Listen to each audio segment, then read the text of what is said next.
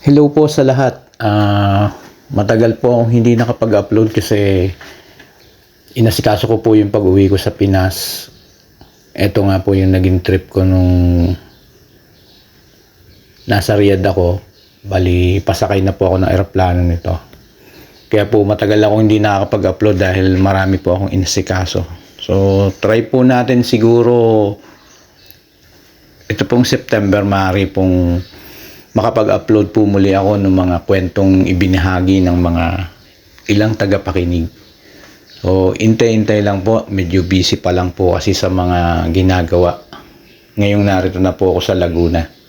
Maraming pong salamat sa mga nakikinig at sa mga nakasubscribe. Sana po manatili ang suporta nyo sa akin. Maraming pong salamat. Yun lang po.